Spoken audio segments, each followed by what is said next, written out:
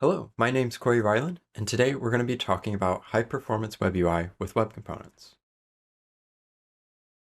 A little bit about me, I'm a Google developer expert for Angular, and I currently work at VMware as a front-end developer on the open source design system Clarity, which provides a suite of UI components for VMware and open source. Now, before we get into performance, I want to kind of set a baseline of what a web component is, so we have an understanding of how they work and how we would consume them.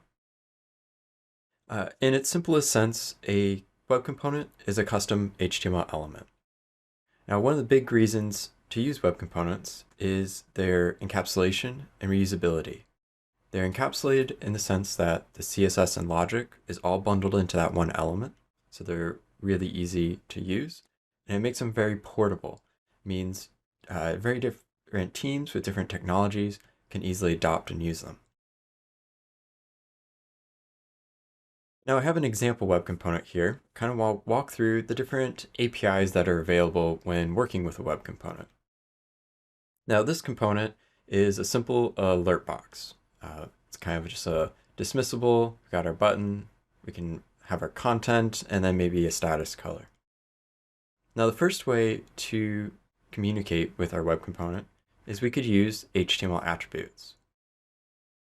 So for example, we have a status attribute, and then we can pass in any string value to that status. So here we have a success status, so it's green. It could be a warning status, so it might be yellow, or danger would be red. Web components also have a feature called slots, and this lets you do content projection into your component's template.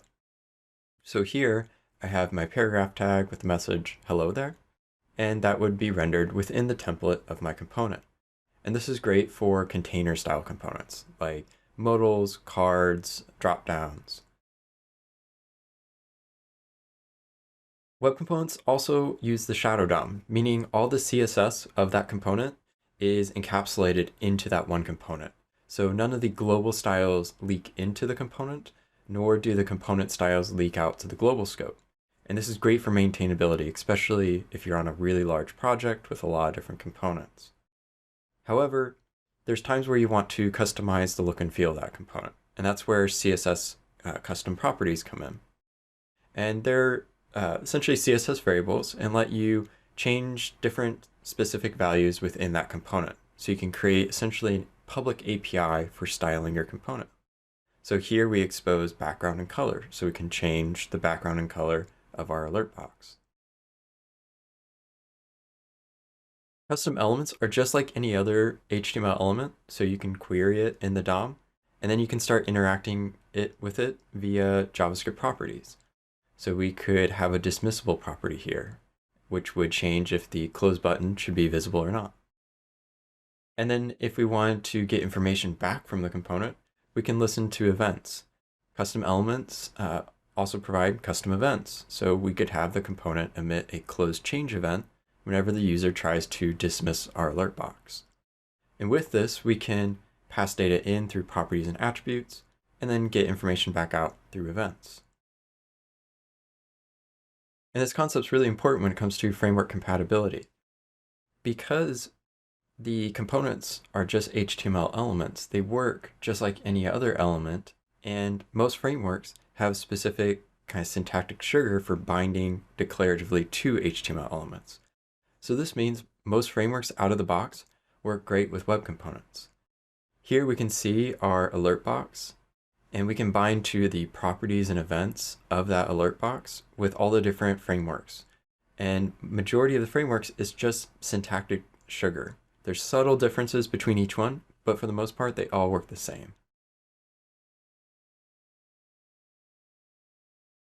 So when we get to performance, there's a lot of different aspects to web UI performance that we could dive into, but I kind of want to break down to these four main categories.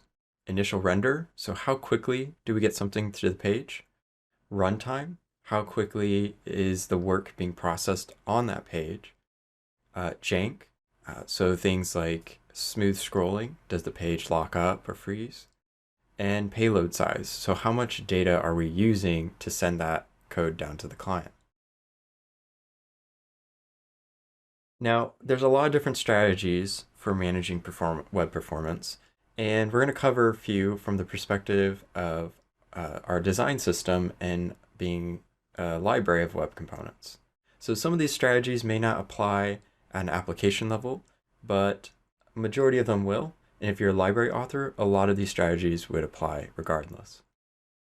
So the first one I want to talk about is dependency management. So when we adopt a dependency in our web component library, Clarity Core, we have to carefully consider the impact of that dependency. First, we ask, can we solve this problem with something that exists on the web? Is there an API that's already built into the browser? If so, let's default to that, just so we don't have to pay that dependency cost. If not, then our next question is it tree shakeable? Meaning, if I only use, say, a couple of the utilities out of a library that provides hundreds of utilities, are we going to ensure that only those couple of utilities end up in the final payload of the application? And then also API impact. As the library author, we have to be concerned with the API and its stability. So if we add or remove this dependency, is it going to cause a breaking change for our users? And then lastly, is the cost worth the value? Does this dependency provide enough productivity that it's worth the cost in size and payload to go ahead and adopt it? So here's a snapshot of the dependencies in our web component library. So we have a few. The first one is lit, and lit is a library from Google that makes it really easy to create web components. It provides kind of reactive binding, declarative binding, templating language. It gives you a base class with kind of basic change detection of sorts, and it just makes it web component authoring really easy, and it's really lightweight, so it's great for performance. We also have a couple other utilities like Ramda, which is a suite of functional utilities, and we use TypeScript, so we have tslib. But since we want to keep things as fast as possible and also provide a little bit of customization in our design system, we also allow optional dependencies. So CDS City is our font for our design system, and then our recommended normalized CSS reset. And we keep these optional, that way teams can swap these out or determine if they don't need them.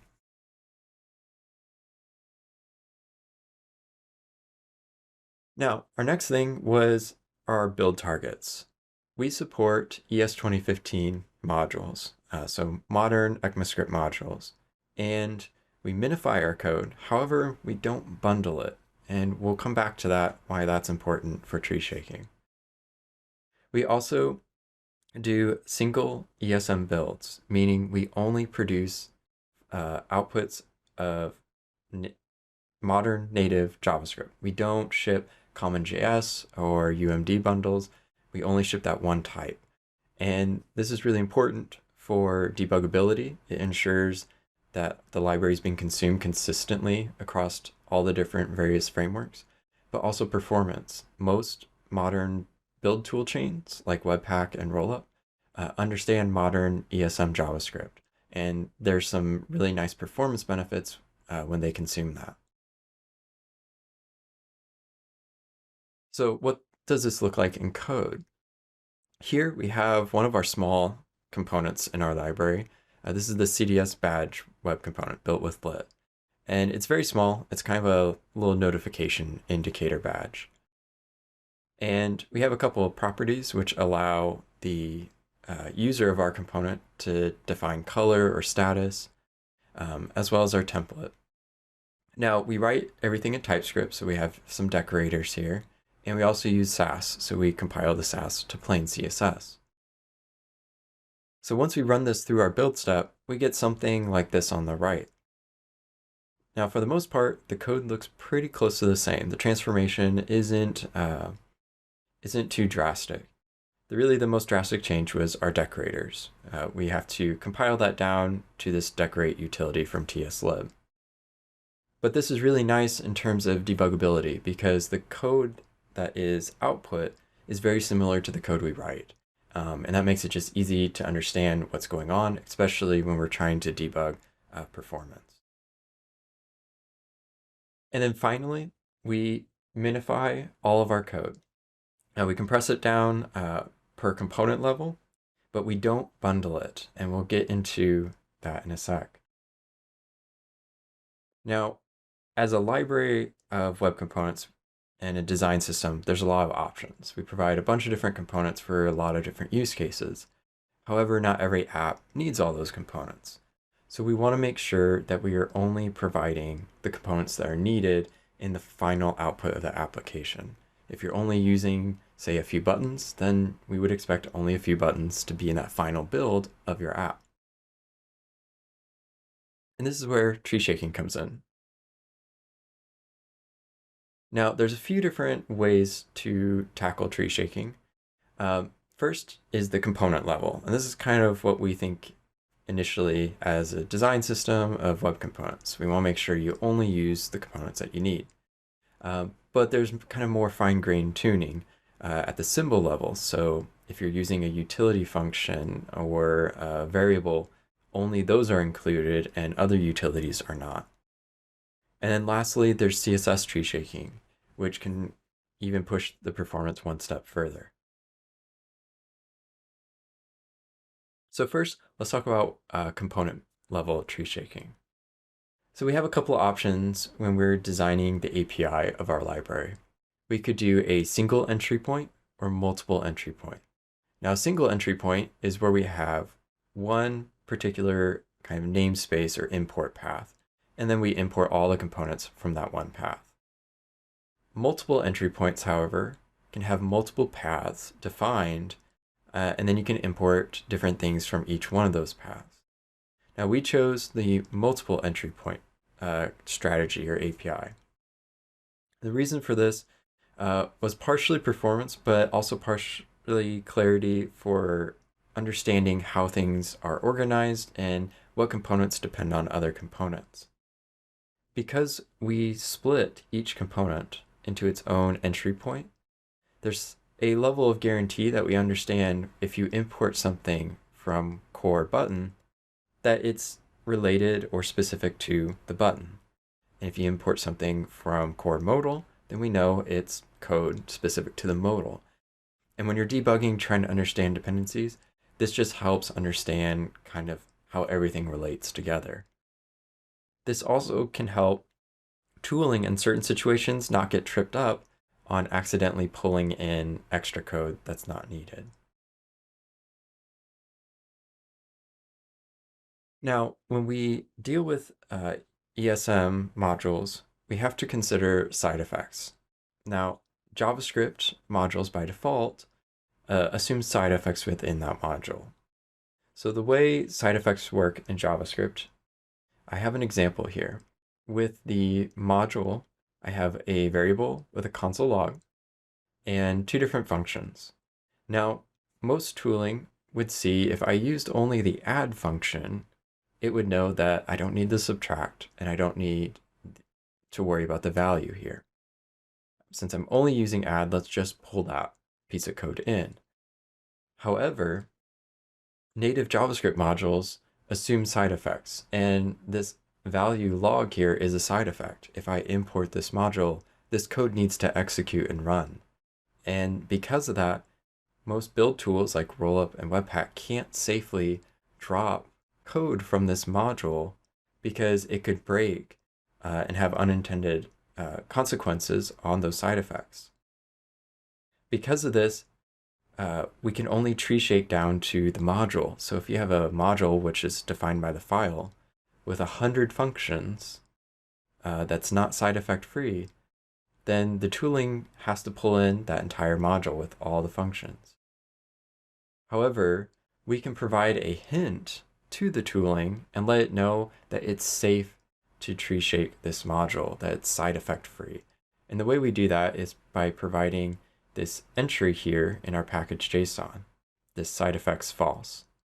And this tells tools like Rollup and Webpack if the user of this module imports just one function, it's safe to go ahead and tree shake everything else away because there's no side effects in this module. And this lets us get much, much better performance with tree shaking. And this is really important for web components. With web components, there is one side effect we have to manage, and that's the registration of the web component. So a web component you declare as a class, which extends the HTML element. But you still need to register that to the browser so it knows that your element exists. And you do that through the custom elements registry. You define your tag name and then your class definition. And now the browser can associate that tag name in your HTML and render your web component. However, this line of code is a side effect. So if we mark our library as side effect free, the components will never be registered. So we have two options. We could have the users of our package register it themselves, but that could be kind of error prone. Or we could isolate the side effects. So the strategy we took is whenever you want to use one of the web components, we create a register.js file for each component and move all the side effects of that component into that one file. And this means if you want to use one of our components, then you just simply import that register path. So here we have import core button register, and you don't have to do anything else. As soon as you import this, this will pull in the component and automatically register it with the browser. And what we do is in our package.json, instead of saying side effects false for the entire library, we can give it a list of modules that do have side effects. So here, any register file for each component is listed.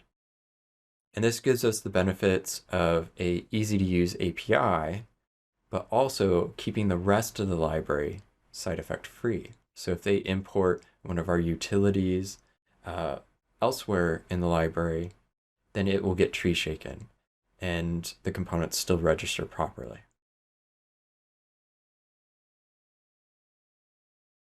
Now, this is important with the side effects and isolating them to the components because for our library, it's not just solely web components in the library. We also have a suite of icons, several hundred icons that are SVG that are consumed by a web component. So we want that web component to be registered, but we also don't want all the icons added at once. And so we had this problem of hundreds of these icons, and we want to be able to tree shake each individual icon without pulling them all in. So we came up with a strategy that's a bit of a hybrid. The first is we keep our register for our icon component, which will pull in the component, register it to the browser so you can start using it. But what we changed is we explicitly require the developer to define what icons they need to use for their component. So in our icon entry point, we have a small static class service called Clarity Icons with all of our icon SVGs. And there's several hundred, but they're all assigned each individually to its own variable. And you can import each one of those independently. And then you can register that with the service. And this allows the developer to define the dependencies or the specific icons they need for their use case. So if I only need to use the search and user icon for the CDS icon component, then I import those and add them to the service. And this is important because this is what enables the tree shaking of the icons. When Webpack or Rollup sees this code, they'll inspect this import here, and they'll know based on the symbols imported that only these 3 symbols were used from this module. And since the library is marked side effect free, it can drop the other several hundred icons from the build and only include our search and user icon.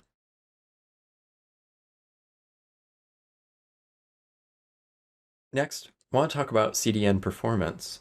So because we wanted to target kind of modern browsers with modern JavaScript and just a single modern package being shipped, this also paved the path for the ability to have a buildless version of our library.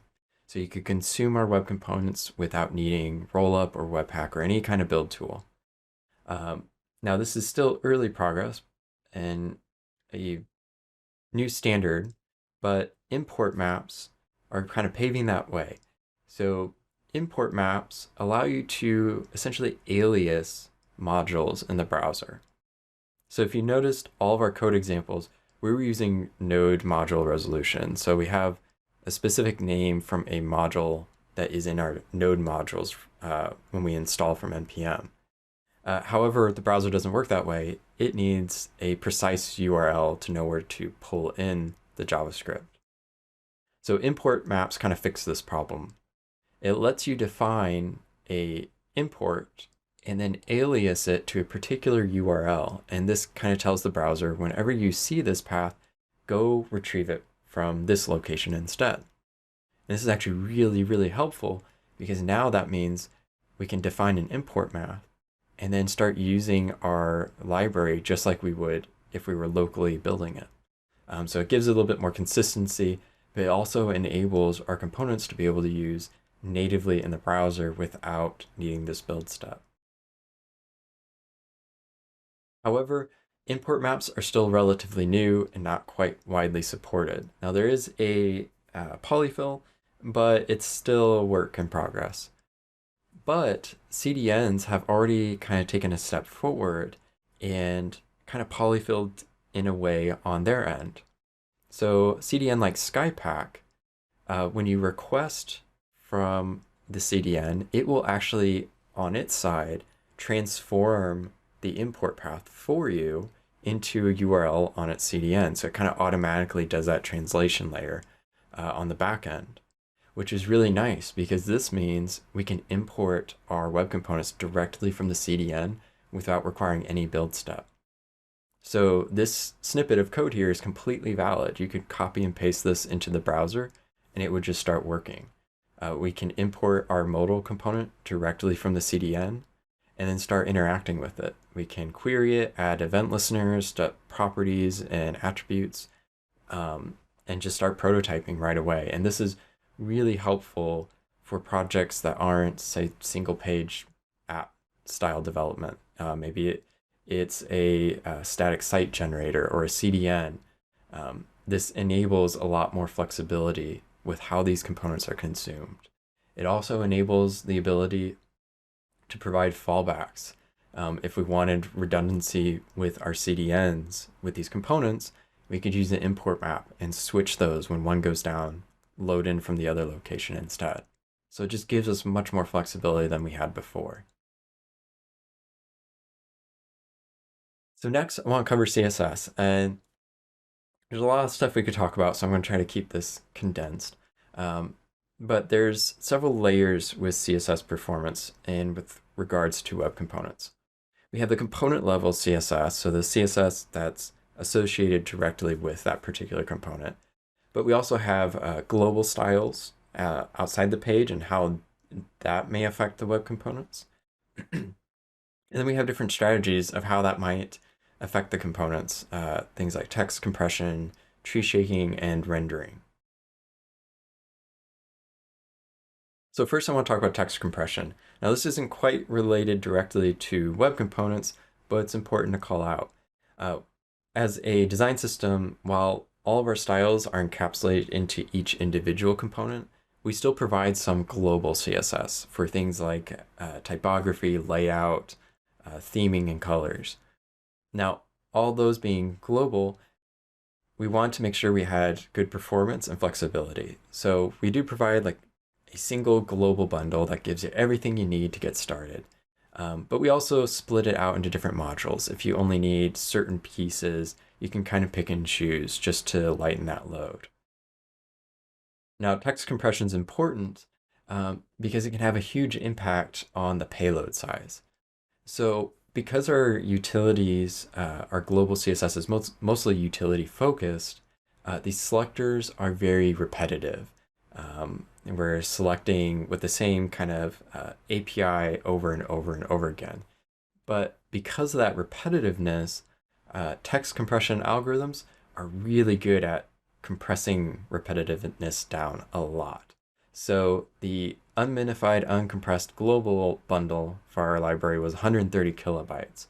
But once we minify and compress that, running it through compression like Brotli, that gets all the way down to 8 kilobytes. So it's a huge difference by just minifying and making sure you have good compression turned on for your CDN or your web server.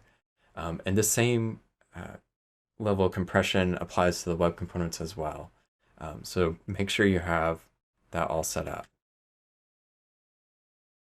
Now, another kind of interesting performance aspect that we didn't realize until we had started pretty far into it was CSS Custom Properties can actually have kind of an effect on the architecture and how the web components are loaded with and how they react to the payload size. So when you define a CSS custom property, you can also define a fallback value. And this is in the case of maybe this variable wasn't defined somewhere. That way you can fall back to whatever value you defined. And this is actually really helpful for web components.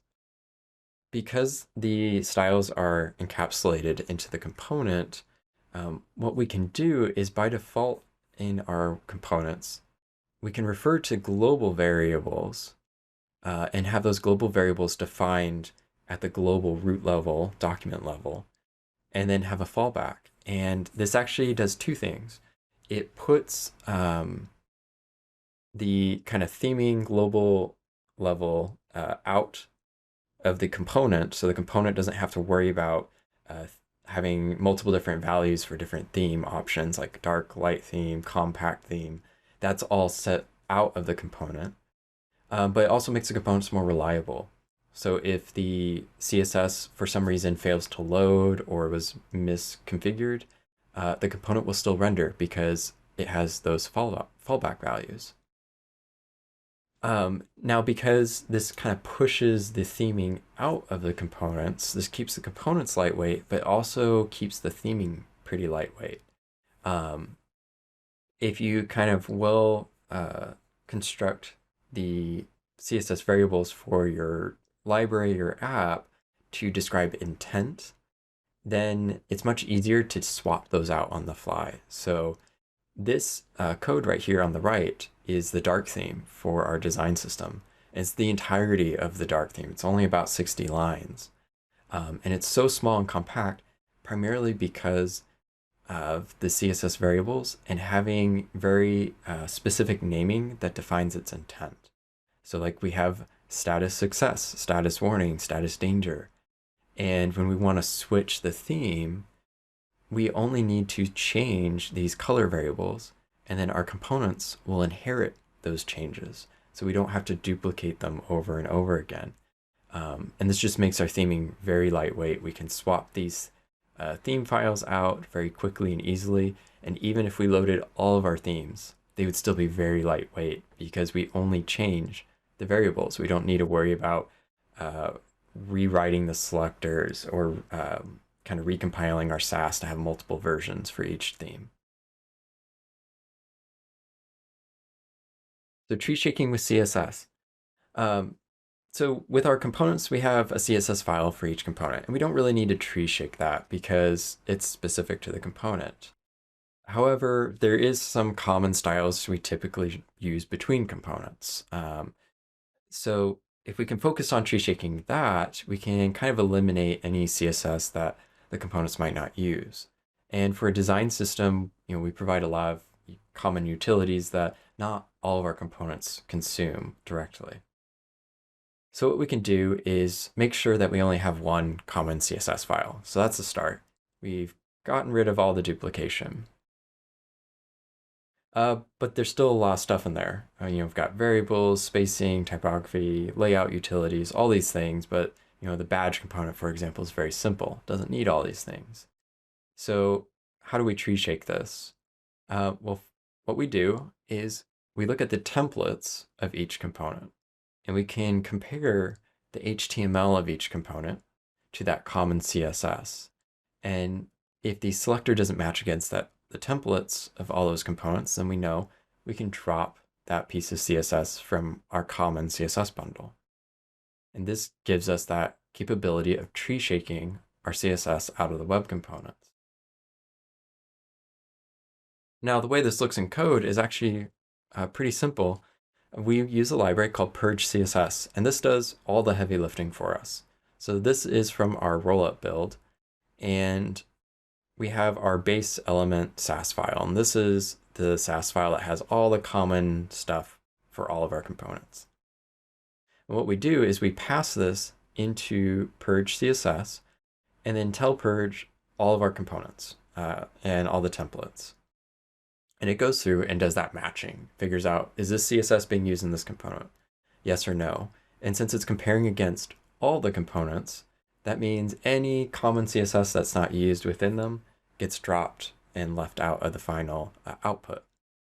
And then we can take that final output and then do our typical compression, minification, and have a final output of a very lightweight, compressed, common CSS file that all of our components can use. So we eliminate the duplication, and then we can get that as small as possible for our components. Next, I want to talk about render, and this covers a couple of newer APIs.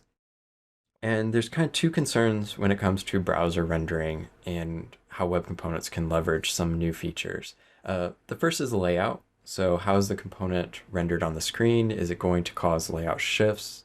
How does it paint on the screen? Is it going to paint over other elements? And then also visibility. Is the component visible on the page? Is there a way we could optimize not rendering if it's not actually visible on the page? And there's actually a couple new CSS properties that make this really straightforward and easy to do, especially for web components. The first one is CSS Contain. And CSS Contain essentially lets you define kind of what I think as render boundaries. Because web components are defined and encapsulated into their element, they're already kind of set in their bounding box, essentially. When you change the style of that component, you know it's going to mainly affect only that component. There's not going to be side effects. Typically, though, with HTML and CSS in the global scope, the browser can't make that assumption. So it has to kind of do some extra layout calculations to make sure the element you changed doesn't cause layout changes elsewhere on the page. However, CSS Contain can kind of give the browser a hint. And you can tell the browser, hey, all the styles are contained within this particular component. So if this component changes, you only really need to worry about the layout and styles within that component. And this allows the browser to skip a bunch of work around the component, checking for any side effects or layout shifts.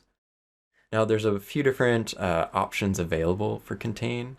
I definitely recommend looking at the Google developer docs about it, and it goes in to detail about each one of them. But they have an example here, and you can see this example I pulled from their docs is about 60 milliseconds of render time using CSS Contain. Drop that down significantly because the browser can skip that extra work. Now, this next one is actually really, really new. So new, my editor still doesn't quite know what I'm talking about when I type it in, but it's also one of my favorites.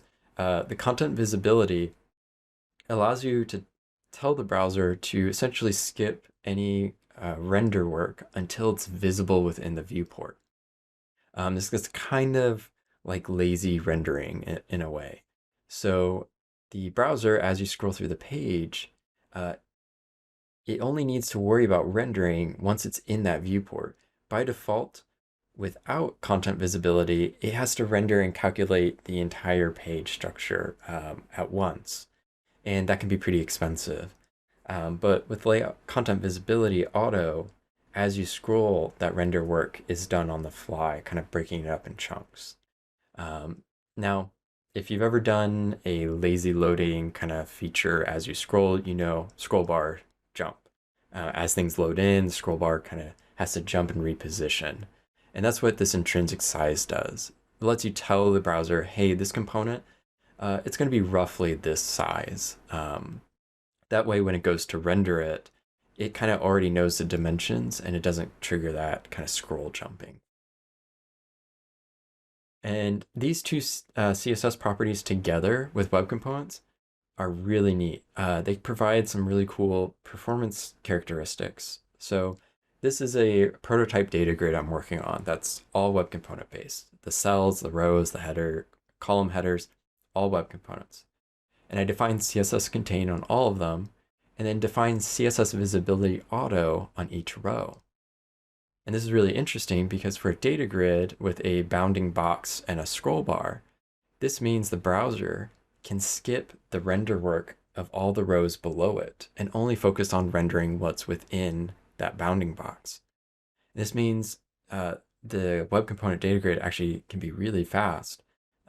We can see in this little snapshot here, the render was very quick. Now this is actually adding 1,000 rows and 4,000 cells to the DOM all at one time. And I'm able to hit it, you know, somewhere between 300 and 800 milliseconds. Now, however, this is on a Mac M1, so it's like the fastest dang laptop you can buy right now. But it's really impressive how these two CSS properties can make such a big difference in your render performance. And it scales out really well too. So I want to kind of push the limits here. Don't ever do this to your users, but I loaded 10,000 rows and 40,000 cells just to see what happens. And I was really impressed with how these CSS properties in the web components can work. A render time for this grid was just shy of about 2.5 seconds. And we can see the render calculations are actually still relatively pretty small. And that's primarily because of those CSS Contain and Visibility properties. The browser can just skip a lot of work and only focus what's in that viewport. So this is really neat to see these standalone CSS features mesh and work together really well with web components. Now, how do we measure and automate these things? There's a couple of options. We can use Lighthouse, and Lighthouse does kind of runtime performance. And they have a tool called Lighthouse CI that lets you run it through a CI process. We don't have time to go through that today, but I definitely recommend checking it out if you want to kind of keep track of your application's performance over time. One particular integration we did on our library was to track tree shaking. So this was actually pretty straightforward. We add a performance rollup build that imports a handful of components and utilities from the library, and then we run it through rollup for a final build output. And then we take that build output and run it through a tool called bundle size. And bundle size lets you define a kind of maximum file size for your library. And that lets you kind of track the build output over time. So if we break something with tree shaking, we'll catch it in our CI. So this was a great tool that was pretty easy to set up to make sure we don't have any performance regressions. And the results, we have really lightweight web components for our design system. And this sets a fantastic baseline for all of our applications we support. This is my kind of Hello World app. It has a couple of components, a tag and icon component. And with that, some global CSS. And this was through Rollup. So after everything was said and done, it's very tiny, a little over 30 kilobytes. Over half of that is just the font itself. Only 14 was JavaScript and barely 2 kilobytes of CSS. So very, very tiny payload. Now this is a tiny app. However, each one of the components as we add is only adding a few kilobytes each one. So this means for large apps, as we add more and more and more, the cost is very small. And this is great for helping those apps keep their performance benchmarks up. And because it's so lightweight, Treehouse or Lighthouse scores are really great. We're able to render very quickly without much effort. And with that, thank you for attending. Here's a link, all the resources for the demos, the design system, the web components, some of our build steps. If you want to check out the performance demo, that's on a live URL as well. We also have an in-depth blog post that goes into all the details of some of the things we covered today. Hey, it's Joe Eames with ng-conf. If you like that video, be sure to click subscribe either here or here, somewhere over here. And if you're looking for something more, here's another video for you to watch here or there or somewhere.